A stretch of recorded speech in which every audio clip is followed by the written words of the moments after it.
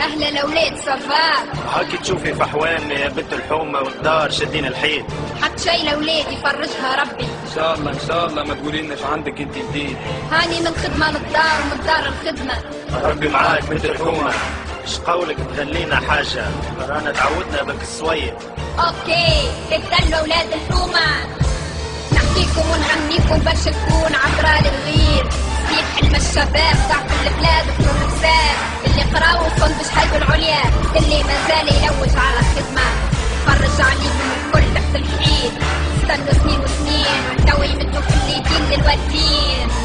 صدقني صاحبي وضاع بعد مرميت، والشباب ضايع هاتوا البحر والغدار. الكل حاب على الحرقه في باله بلاد الطليان. ضايع طلع مات صفر بدات تفتح له البيبان. اللي غرق في البحر ومات، واللي تشد ورجعوه للبلاد، واللي طمنيته عفوزه بالاوراق. ما في باله يدور فيه الزمان خليه تحت الصباط. واللي ما خمم في الميمه ووجعها وكبتها اللي تشوت عليه. وقلب البول الاخوه في حيره عليه، ودمعتهم اللي تنادي تعلى صوت عليه. صاحبي يلزمنا نحط اليد في اليد وما نخلو تونس تتهد.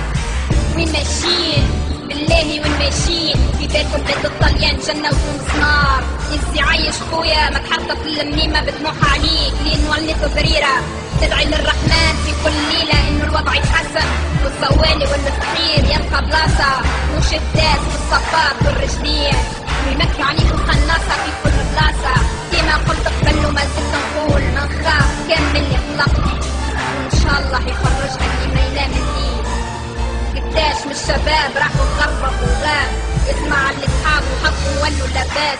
ما في بالوش الغربة صعيبة، في بالو كي يشوفهم المؤمن بيهم البنات جابوا كراهة فيها يغيثوا. في بالو انهم عندهم برشا ضروا تزيف. بالعكس صاحبي ما تغركش المظاهر الخداعة.